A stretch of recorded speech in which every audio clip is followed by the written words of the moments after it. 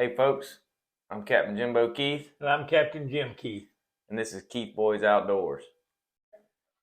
Hey guys, this week Captain Jim's going to talk about the tournament he just fished on Orange Lake here in Central Florida and give his tips and tricks to get the big W. He won that one. He's been really trying to win one this year, besides the Classic, which he won in 2022, or what was it, 2023 Classic. So he's been trying to get one this year and finally made that happen. So I'm going to let him tell you all about that. I'm going to talk about one of the rigs we use every day. It's the B52 Super Sounder right here, rattling cork. This is what we use to catch our trout. Had a couple people reach out to us and want us to talk about how we rig it, how to fish it, when to fish it, what depths of water to fish it in. And it's working really good right now. It's early February. Trout are still on the flats. A lot of the little trout. But I've been fishing in the airboat as well this past week. But we're going to break out the bay. I'm going to break out my bay boat tomorrow. And Captain Jim and I both have a two-boat party tomorrow, which is Monday on the 5th. So anyway, I'm going to let him run down the freshwater side of things and give you a report on that. And then I'll jump into our trout. And also talk about the eyewear we use. These are Salt Life right here. But I got several questions on what glasses we like to wear on the water and give you a little rundown on those. All right. Well, some of you know that I fish the Jacksonville Senior Bass Club out of Jacksonville. They have their tournaments here locally on St. Johns River and Orange Lake, Lockaloosa Lake, Santa Fe Lake, over there, the whole river system in Rodman a lot. Anyway, when they put in at Palatka City Docks there, you can fish the whole river system. You can go all the way as far as you want to run. But anyway, we had our last tournament last Thursday there at Orange Lake. And Orange Lake has been pretty good lately. The boat ramp's been crowded. It's been full, packed. I've heard on the weekends. I don't go on the weekends there unless I'm fishing a tournament or something. But it's been full. Our tournaments in the senior club is on Thursday, so we don't have to put up with the crowd. With that being said, but I'll jump right into what we did to win the tournament. There were two big fish caught. There was a 10-pounder, a little over 10 pounds, and one 9 3/4, something like that. Giants. And two big fish, but they ended up not having any fish to go with, like one fish or just. But second place took 11 pounds, and we had 14 pounds, which. We caught all ours, most of them on the fishing a wacky worm, fishing a Bass Assassin Fat John. And this is what the worm looks like in the black blue glitter color. And we were rigging it wacky. And but anyway, there's a tool you slip on here and put a little O-ring on it, and then you hook your hook in the O-ring. I'll show that to one of these episodes here. How to rig the wacky worm, but that's what we're using. And I caught some on a rattle trap and spinnerbait. And also the RSB worm. I caught our first fish on that. But what we caught them mostly in is the holes in the hydrilla. We found a nice big hole in the hydrilla. The hydrilla is just under the surface in Orange Lake right now in the Bay area there, McIntosh Bay area, and it's just under the surface and it's thick. But if you can find the big holes in the hydrilla there, the bass seem to be hanging in those holes. And that's where we caught them at, throwing that wacky rig in those big holes. And I threw the rattle trap around the edge a little bit and then threw the RSB worm, caught some on those three lures. And that's what we ended up winning with. Another thing why I've got the floor here that I like to speck fish too, catching speckled perch. And I want to mention that and show you what we do with this speckled perch and how we catch them. The hot lake's been Noonan's Lake. Noonan's Lake this time of year is a big producer for speckled perch. It's a good lake, and the parking lot's been full about every day, and they've been parking out on the road. So if you plan to go there, try to get there and get a good parking place, you need to go early. But they're up at the north end, up in the pads. A lot of people fishing that, and now they've moved into the trees. They're spawning this time of year. So when they move up in the shallow water, that's the males go in and fan the beds, and then females come in and spawn, lay their eggs there, and they're even into water this deep. So Like a foot to 2 foot of water. It's they really get up shallow. real shallow at those times and get around the cypress trees. If you can get your boat nosed up in there and just pitch your bait, your little jigs, and I'll show you what we're using. Little jigs up around the cypress trees.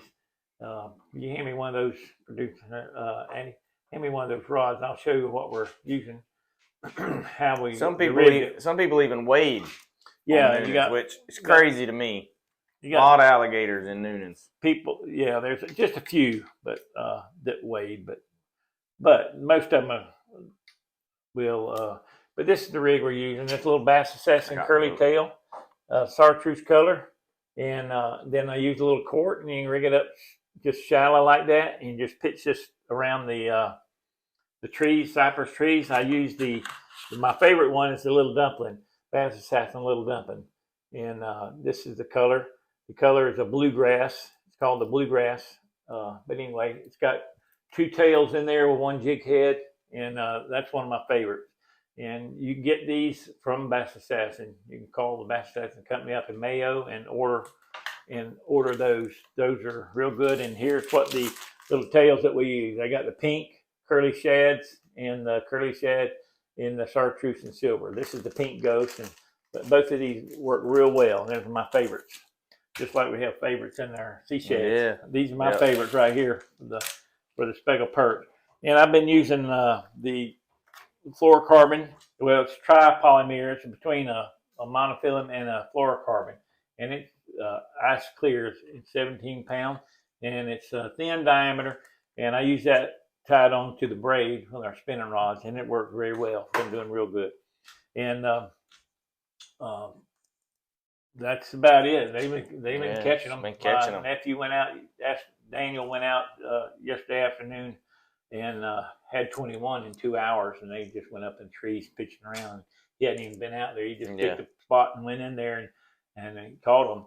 And he said most of them are up at the north end, up in the pads. They go up there and spawn around the bonnets and pads in the bottom right there. Kind of beat your spot in there. You got to get in there amongst all the other boats. Yeah. Probably. I like to kind of get away from the crowd a little bit and get around the trees and pitching around there. It's a lot of fun. Also had one big bass caught in there on a pole. A friend of ours had a big 10-pound bass. I saw a picture of it that he caught on a minnow. So that tells you there that bass are in there spawning too. You probably going to catch some nice bass. I'll probably have to do that. You might have to go do that while you're there. But that's what's happening on the freshwater side. Yep. And anyway, saltwater is working good too. We got some news for you there. Yeah, on the saltwater side of things, on the incoming tide, this past week we didn't have a lot of movement on the tide. I think like Monday and Tuesday was the last day we had a negative tide, which is the really good times on the airboat when you have that real low tide, and then fish on the way in. Had some really good days. Probably had one of my better days on the airboat on one day this past week. Can't remember exactly what day it was, but the weather's been really, really pretty. It's been nice, and it's been cold in the morning, but warming up really nice. And by the end of the day, it's really nice and fair this week, just like it's been around here in the middle of the state. But been catching quite a few redfish. Not as many this week. And I told my guys on Friday, I said, I think that's due to the water not moving as much. There's not a lot of movement in the tide. There's only about a foot change in water. And what happens with that is when you don't have those big tide changes, the water doesn't move very much and the fish aren't going to feed as good. The incoming tide on the trout bite, Captain Stephen and Captain Jim have been starting later in the day out on the flats, fishing out of the bay boats. And what they've been doing is fishing the little bit of incoming that we do get. That's what they've been fishing. Yeah, we started on the dead low. Yeah, dead low, fishing incoming. And right on. I've been fishing the bottom half of the outgoing and the first half of the incoming out of the airboat, which I'm going to change things up tomorrow. Like I said, we got a 2-boat deal tomorrow. Got 8 guys, 4 people to a boat. Some Georgia guys. We're going to go see what we can do. Well, we're going to be targeting trout most of the day. Be catching a lot of little fish, but we'll get us some keepers as well. These boys know how to fish. They like to fish. But I started last week, and I don't know if some of y'all got to watch it or not because our live got cut short, but we've had a few people asking us, we know y'all throw the B-52 rig, which is this right here, with a sea shad underneath it. But the times to throw it and what depth of water and locations to fish it. So it's the multi-species rig. You can catch it. We've caught tarpon on it. Not targeting them, but we've caught tarpon on it. We've caught cobia on it. We've caught mackerel, bluefish, of course, sharks, triple tail. Speckled trout, redfish, everything will bite it. Okay, it's just what it does. It keeps the bait right in there in the strike zone. It's a very common rig. They redfish it a lot out in Louisiana and Texas area, way more than what we do. But it is our go-to trout rig. It is like number one. It's what we're going to throw 99% of the time. But what you got to remember is this is a fish call. It's not just a float. It's not a strike indicator. Although it will do that. But it's a fish call. If you don't pop this in the water, take your rod tip and choop, choop, choop, choop, let it sit 3 or 4 seconds and pop it again, you're not going to catch the numbers of fish that you will if you do that. So your catch ratio or hit strike ratio will go way up using this cork. The depth of water you want to fish this, I prefer, like on my depth finder, and Captain Jim will probably say the same thing, 2.5 on the depth finder, which is 2.5 feet, is probably closer to 3 feet, to about 5 feet, 5.5 foot. Now we have caught them 6, 7 foot of water on it, but that's not what we're going to go to most of the time. When it gets over about 5, 6 foot of water, we're probably going to take the cork off and throw just the jig, just like we have here. But in that 2.5 to 5 foot range, that's where you want to fish this. We like to fish it over grass or spotty bottom out there. And when you pull up on a flat, it doesn't take many casts to know if there's fish there, you're gonna catch him most of the time, especially trout. They're gonna bite. We pull up, and if we got 4 people on the boat, everybody makes probably 1 to 2 casts. We're moving. You don't get or we're gonna, but our move might not be but 100 feet or 50 feet. We'll crank up, and move over a little bit, and change the drift. We might make a 50-yard drift or so before we move. But if they're there, they're going to bite this rig. If they're there and they're feeding, they're going to hit this. Bottom line, somebody's going to get a hit. You're going to know. And it will catch big fish as well, too. I mean, we catch a lot of our nice trout on it. Some of the bigger fish we caught on the cork, they just like that noise. They like that noise. They come to it. I've shared this with them. When we started trout fishing as a kid and a boy way back, they didn't have the corks and popping corks, but they used the big long cane poles. Yeah. And they take the long pole and some line out on it and a hook and a split shot, and then they'd get to catch a pinfish or shiner, and then they'd cut it at an angle from the top of the dorsal, right in front of the top dorsal fin down to the anal fin at an angle. Then they'd take the knife and we'd split that in half, so you'll get 2 baits out of one pinfish. And then they'd hook that on that one hook and throw it out in there and beat the tip of the pole in the water. Splash it. Splash, pop it like that, and then throw the bait right in there. And they'd fall in there, and that'd call them up there. Beating that cane pole in the water. That's how we learned to catch them. That's how the commercial people used to catch their trout, just like that, when they could sell them and make a living doing that. But now that we can cast and we have conventional gear, good rod and reels now, you can throw it out from the boat and pop it away from the boat. You don't have to draw the fish right up to the boat to get them to eat it. Back in the day, they didn't have real good. Yeah, they didn't have equipment like we do nowadays. Yeah, had some older stuff. And I will tell you too, when you're throwing these corks like this, a lot of people ask us, why do we use braid so much instead of using fluorocarbon or monofilament on our spinning rods? Well, braid doesn't have any stretch, so it makes it real easy popping this cork. Instead of going ooh and really having to rip it, you can just pop it with the tip of the rod and get that same effect. There's no need to really rip this cork real hard when you're trout fishing. All it takes is a little just chook chook chook with your rod tip, and it'll splash it really good. We'll try to get some videos out on the water this next week so we can post them as well. That's what I like about this rattling. But it's just easy. It makes a lot of good noise. If it's rough, even if it's rough, listen. You can hear that those beads that are in that. It's a brass bead that's in that cork. It works really, really well. Been catching a lot of them mud minnows. Seemed to been working the best for a redfish when I'm up in the creeks. Haven't had a problem catching them. It's been really good. Tommy D's from PDS Airboats went with me. He also owns Cowboys Restaurant. We went and we caught a bunch of minnows and had a really good time the other day. Went with me on a trip and got to see how my boat performs and what some things we want to change and things we're gonna modify. But it's really good.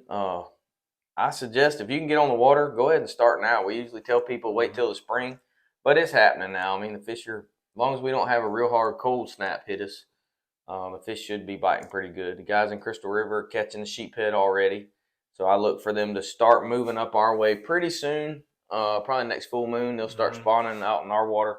I know of a few being caught, but not the big numbers of sheephead yet. I think that'll be coming. They usually. Yeah, I went out to the dry dock the other day and checked it. And the first drop, I had a couple there, a lady and her husband. First drop, she dropped down and caught one. And then I positioned the boat, and it was pretty rough. And she sat there, and I said, "You feeling bad?" She said, "Yeah." So we had to turn around and come in. Long run, so turn around and come back. I know, but I didn't want her to get sick and and have trouble out there and be miserable. So we came back and trout fished and caught a bunch of trout. That's nice. But on to the eyewear we use. Get better. Oh yeah, sheephead's gonna get way better. Those guys are catching them in probably 15 to 20 foot of water out of Crystal River, I think, right now, and they're catching some mangroves in there with them. The Hang 'em High guys are doing really, really well down there. But on to the next thing here is the glasses that we're using right now are Salt Life. They're produced right by Salt Life. They make glass frame or glass lenses and plastic lenses.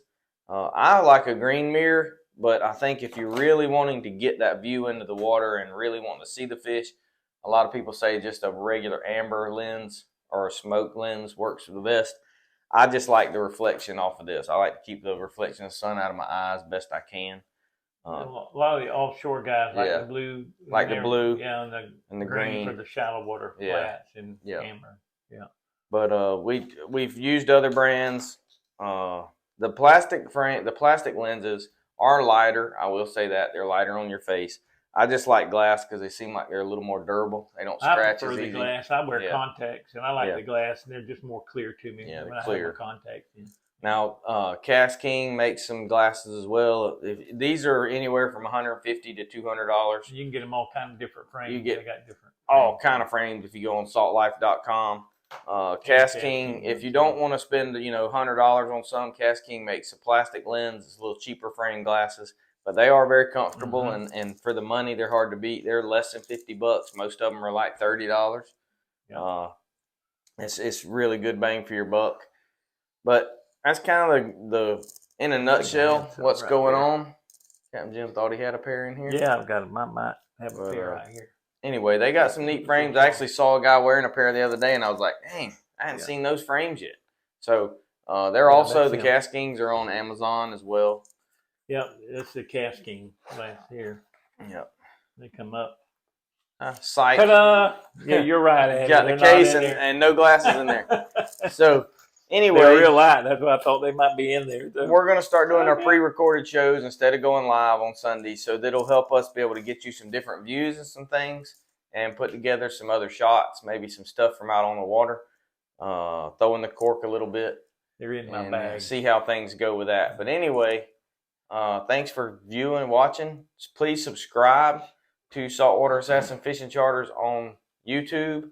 Follow us on Facebook and on Instagram, please. Yeah. You go out fishing, the tip is you go out fishing, they're biting right now. They're biting. They're biting. And get you some of these corks. Doug and Wendy's D&W Tackle there. They sell them. Keith got those corks. Now they've got the Bass Assassin jigs. And the AFL up there in Lockjaw Farm and Lumber got the same deal. They carry those, got the jigs that we use, the green moon color, the pink, stinky pink color, the glow color over here. You pick up these colors, and I guarantee you get out there in 3 and 4 foot of water where you're going to catch a fish. Tide movement is critical. You want to go on a moving tide. Yeah. Right now, the higher the water, it seems to be better. Yeah.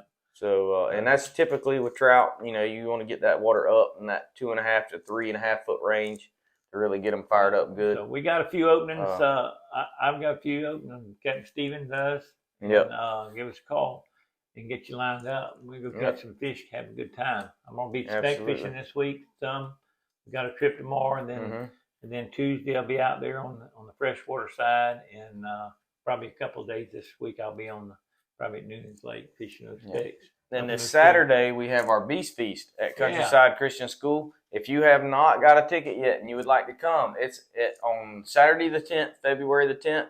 Doors open at 6 p.m. Event starts at 7. I've heard today there was like 50 tickets left. Yeah. And so with your ticket, you get an entry in as a giveaway at the end. Yeah, at the end. To win last man standing, I think it's $1,000 for that. It's a reverse drawing for $1,000 at the end. So if you buy a ticket, you're automatically in the drawing. Eat all you want to eat. Plus, eat all you want to eat. It's going to be some really good food.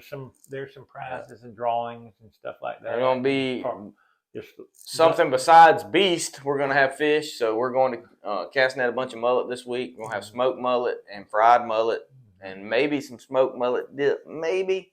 But I know we'll have some mullet in there for people to eat fried. Captain Jim and I will probably be on the fryer. There'll be some speckled perch. Yeah, okay, a few catfish. Yeah.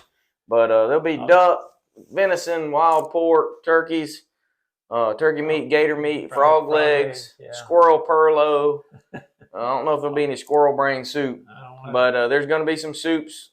There'll be all kind of good times. There'll be a live auction, silent auction.